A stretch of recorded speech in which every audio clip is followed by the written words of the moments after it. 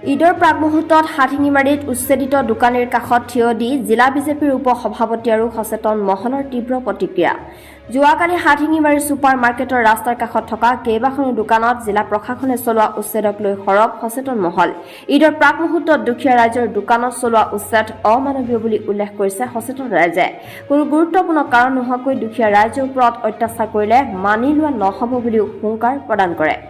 দক্ষিণ শালমৰা মানকাছাৰ জিলা বিজেপিৰ উপ সভাপতিৰ লগত গৰিয়ামৰীয়া দেশী জাতীয় পৰিষদৰ কেন্দ্ৰীয় প্ৰচাৰ সম্পাদক, জিলা সভাপতি আৰু জিলা বিজেপিৰ উপ সভাপতিয়ে তীব্ৰ প্ৰতিক্ৰিয়া প্ৰকাশ কৰিছে।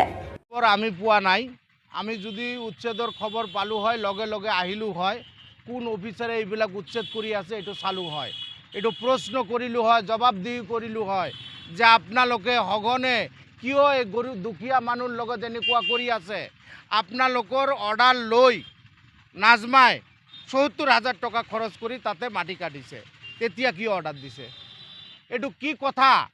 আপোনালোকে কাৰোবাৰ চক্ৰান্তত, কাৰোবাৰ বুদ্ধিত, কোনোবাৰ স্বাৰ্থনীতি মানুহৰ স্বাৰ্থত আপোনালোকে এই দুখীয়া মানুহৰ ভাংচুৰক লৈ ইমান ব্যস্ত হৈ কিয় পৰিছে?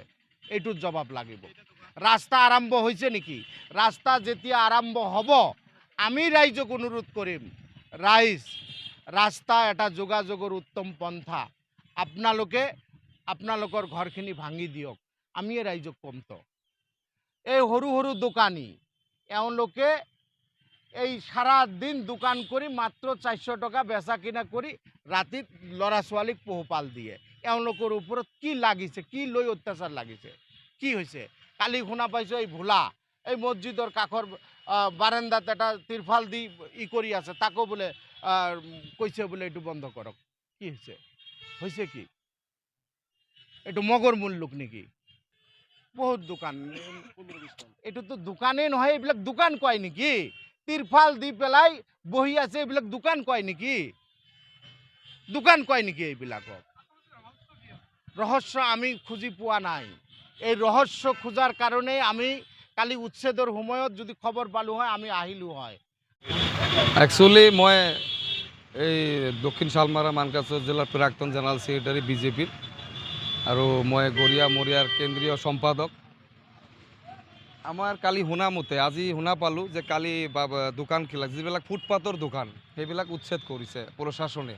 কিন্তু শুনাও পাইছোঁ প্ৰশাসনে আগতীয়াকৈ এই দোকান যে ৭০-৮০ হাজাৰ টকাকৈ এইবিলাক অলপ দুখীয়া মানুহ দোকানবিলাক উঠিছে তেতিয়াকৈ এওঁলোকে দেখা নাছিলে। শুনা পাইছোঁ তেতিয়া এওঁলোকে বুলি অৰ্ডাৰটো দিছিলে, মানে পাৰ্মিশ্যন দিছিলে যে দোকান কৰি খোৱাৰ কাৰণে দুখীয়া মানুহবিলাক। আজি উচ্ছেদ কৰাৰ কাৰণটো বুজি নাপালোঁ। মানে এইটো এটা সন্দেহ হয় যে এওঁলোকে কিবা বৃহৎ স্বাৰ্থৰ কাৰণে এই দোকানবিলাক উঠাই দিয়াৰ এটা প্ৰকল্প চলিছে, যাতে ধনী ব্যক্তিক ইয়াত বহাব পৰা যায়। কিন্তু এইটো হ'ব নিদিম আমি আমাৰ এই ৰাইজে, আমাৰ হাথিঙিমাৰীৰ ৰাইজে এতিয়া আৰু বহি নাথাকিব। আমিও এইটো আন্দোলন গঢ়ি তুলিম, যিহেতু গৰীব মানুহ, দুখীয়া মানুহ ঈদৰ সন্মুখত এইবিলাক উচ্ছেদ কোন প্ৰশাসনে কৰি আছে? এইবিলাক উচ্ছেদ আজিলৈকে দেখা নাই। কালি ঈদ, আজি দুখীয়া মানুহবিলাকে দোকান ব্যৱসায় কৰি পেলাইহে ঈদ কৰিব, ঘৰত ল'ৰা ছোৱালীক কাপোৰ কানি হাত বাক কৰিব। আজি উচ্ছেদ কৰিব লাগে, 2 দিন পিছত কৰিলেও হ'লে হয়। কিন্তু এইটো কি বৃহৎ স্বাৰ্থৰ কাৰণে এইবিলাক কৰি আছে? আমি এইবিলাক হ'ব নিদিম। আমি এইবিলাক তুৰন্ত ৰাখিছোঁ আজি। আৰু যদি কোনোবাই উচ্ছেদ কৰিব আহে আমি ইয়াত গুৰুতৰভাৱে আন্দোলন গঢ়ি তুলিবলৈ আজি বাধ্য হ'ম।